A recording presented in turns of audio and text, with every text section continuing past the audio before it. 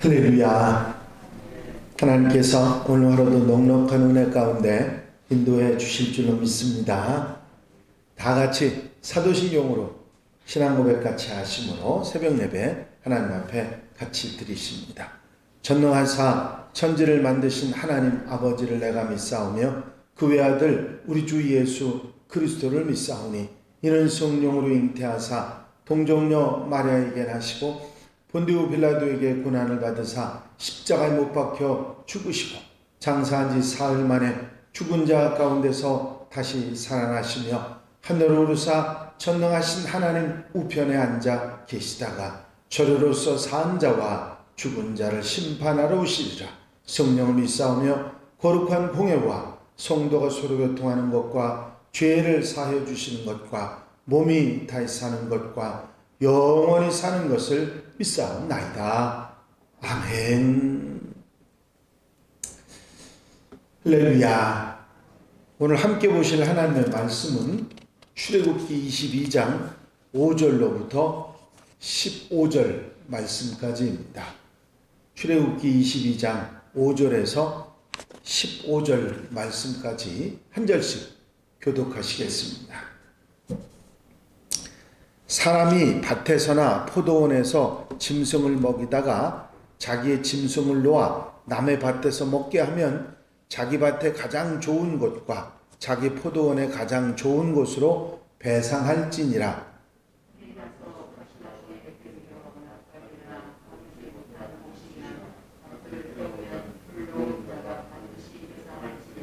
사람이 돈이나 물품을 이웃에게 맡겨 지키게 하였다가 그 이웃집에서 도둑을 맞았는데 그 도둑이 잡히면 갑절을 배상할 것이요.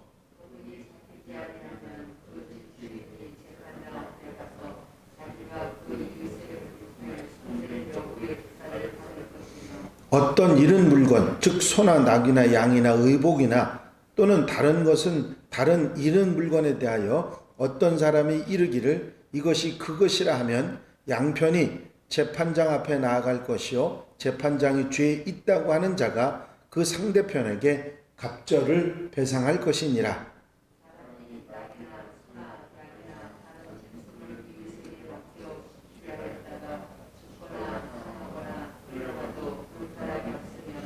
두 사람 사이에 맡은 자가 이웃의 것에 손을 대지 아니하였다고 여호와께 맹세할 것이요 그 임자는 그대로 믿을 것이며 그 사람은 배상하지 아니려니와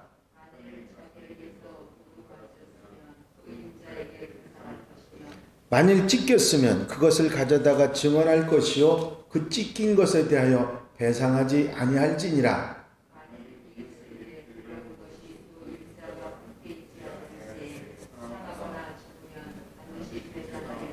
다 같이 읽으십니다. 그 임자가 그것과 함께 있었으면 배상하지 아니할지니라.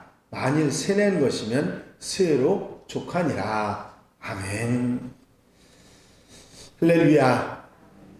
함께 읽으신 5절부터 15절까지 본문 말씀은 본의 아니게 고의적이 아닌 다른 그냥 일반적으로 다른 사람에게 손해를 입히는 경우, 특별히 가축과 관련돼서 손해를 입힌 그런 경우에 어떻게 배상할 것인가 하는 것에 관한 말씀입니다. 의도적이거나 악의적인 계획에 의한 손해가 아니라 뜻하지 않게 손해를 입힌 경우에 어떻게 하냐. 물론 도둑질을 당한 경우도 얘기가 있기는 합니다만 그 도둑질이 직접적인 도둑질이 아니라 남한테 맡긴 것, 그게 도둑을 맞았을 경우에 이야기가 나와 있습니다. 집에서 기르는 짐승, 가축에게 풀을 먹이기 위해서 그 가축을 풀어놓았는데 이곳에서만 먹을 줄 알았더니 남의 밭이나 포도원에 가서 손해를 입혔을 경우에는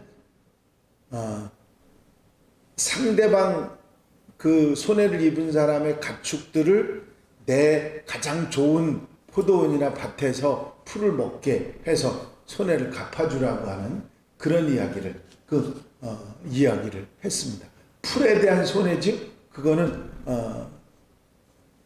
서로 좋은 것을 주어서 갚을 수 있게 하라 하는 말씀을 하셨고, 이거는 상대방에 대한 같은 동일 보상이지만 좋은 것으로 배상하는 그런 마음을, 따뜻한 마음을 하나님께서 가지라 하신 것입니다.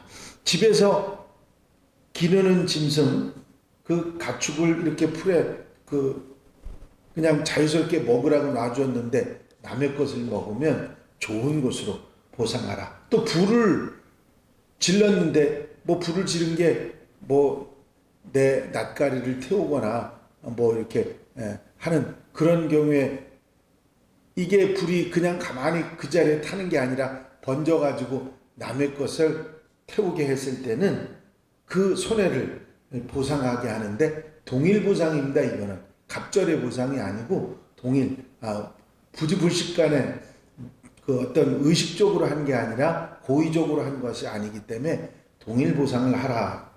그런데 이웃에게 맡겨놓은 물품이 도둑을 맞았을 때는 그 도둑이 잡히면 그 도둑에게 갑절로 보상을 받으라 했고, 이게 조금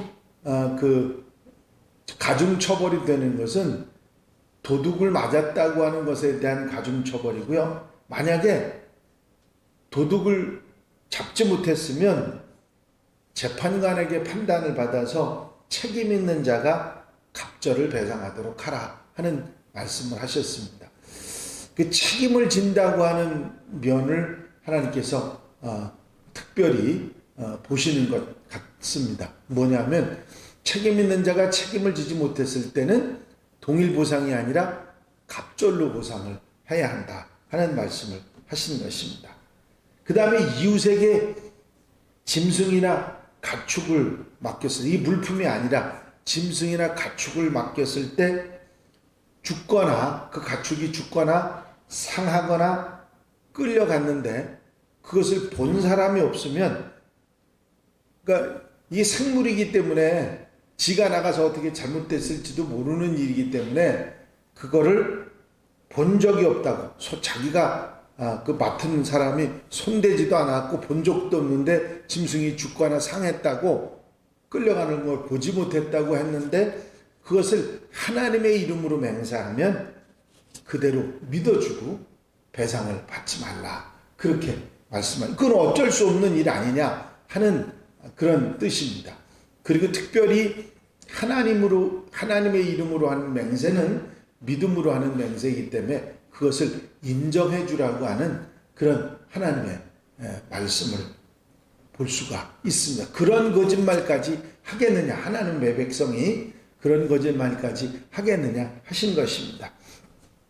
자기가 지키다가 도둑을 맞았으면 배상을 하게 할 것이지만 짐승에게 찢긴 것, 그러니까 내가 지키고 있었지만 일이나 사자나 험한 것이 와서 짐승에게 찢긴 것이 있으면 그 찢긴 것을 가져다가 증언하면 배상하지 않아도 된다. 이 짐승에 관한 얘기가 이렇게 많은 이유는 뭐냐면 이스라엘 백성들이 유목민이잖아요.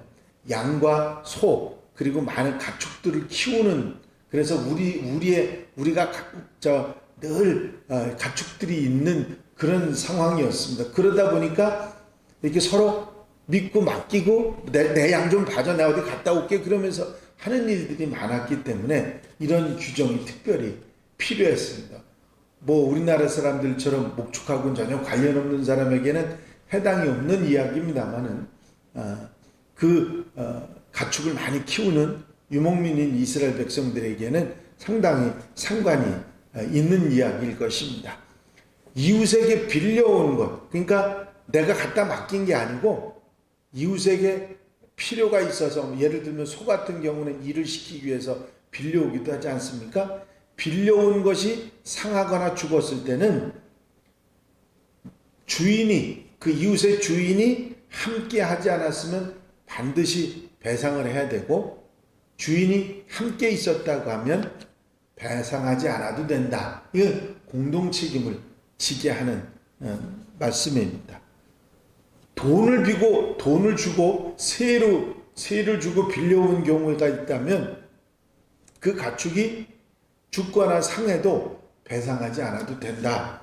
왜냐하면 이미 돈을 줬을 때는 발생할지 모르는 그런 상하거나 무슨 일이 있을지 모르는 위험에 대비한 그런 비용을 이미 준 것이기 때문에 더 이상 배상하지 않아도 된다 하는 말씀을 하셨습니다. 이 배상법 내용 속에서 발견할 수 있는 그런 원칙, 하나님의 뜻을 우리가 생각해 볼 수 있는데, 고의가 아닌 손해, 어떤 의도적이고 악의가 들어있지 않은 그런 손해들은 동일 보상으로 서로를 배려하는, 그리고 좋은 곳으로 보상해서 배려하는, 그런 배려하는 마음으로 동일 보상으로 항상 가라.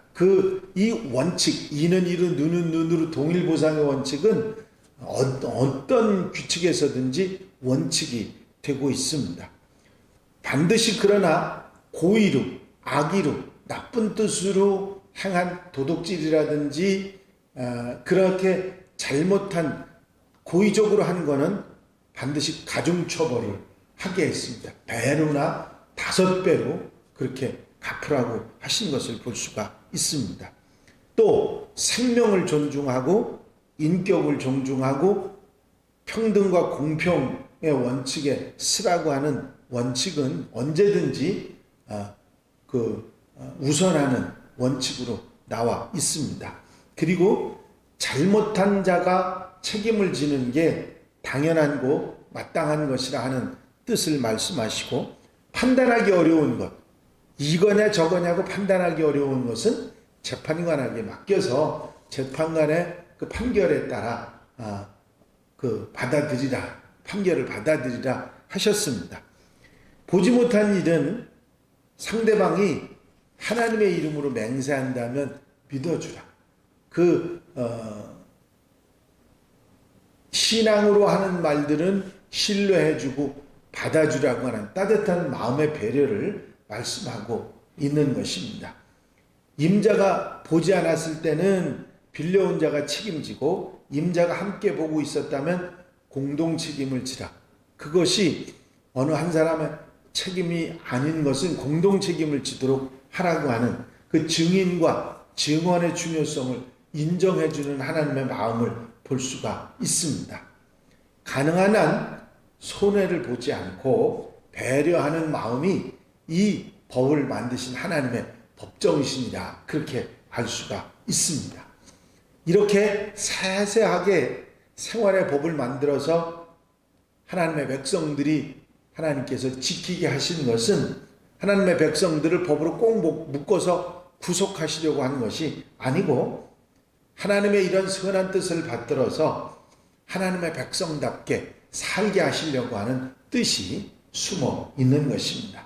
하나님의 마음을 알고 하나님의 뜻을 따라서 하나님의 백성으로 의젓하게 이렇게 살아갈 수 있도록 하기 위한 것입니다.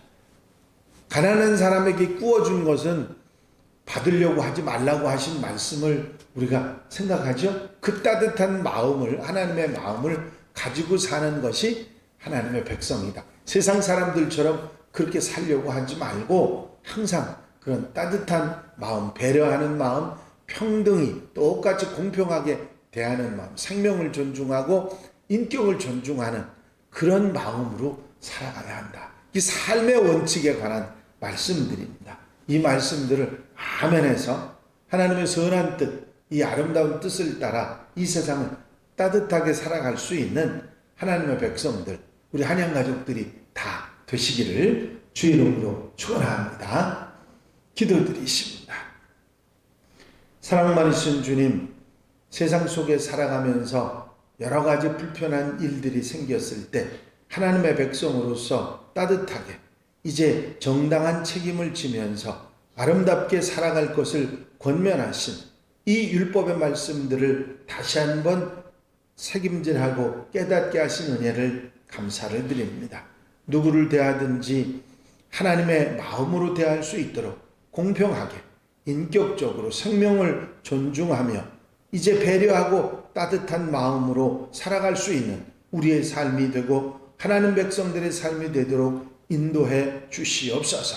부족하지만 성령께서 도우셔서 지혜롭게 하나님의 사람으로 살아가는데 부족함이 없도록 인도해 주시옵소서. 오늘 한 날의 삶을 온전히 주님께 맡겨드립니다. 주의 은혜 가운데 사랑 가운데 따뜻하게 살아가는 복된 하루로 삼아 주시옵소서. 허락하여 주실 줄로 믿사옵고 예수 그리스도의 이름으로 기도하옵나이다. 아멘. 주님 가르친 기도 함께 드리십니다. 하늘에 계신 우리 아버지시여, 이름이 거룩히 여김을 받으시오며 나라의 마옵시며 뜻이 하늘에서 이루어진 것 같이 땅에서도 이루어지이다. 오늘날 우리에게 일용할 양식을 주옵시고 우리가 우리에게 죄 지은 자를 사하여 준 것 같이 우리 죄를 사하여 주옵시고 우리를 시험에 들지 말게 하옵시며 다만 악에서 구하옵소서. 나라와 권세와 영광이 아버지께 영원히 싸움나이다. 아멘. 이 시간 기도하실 때에 함께 갑시다 프로젝트 위해서 기도해 주시고 교회 공통기도 제목들, 특별히 중보기도 하실 때 질병 때문에 힘들어하는 분들, 우리 이상학 성도님, 또 정순태 권사님 건강을 위해서, 회복을 위해서 기도해 주시고 자유롭게 기도하시기 바랍니다.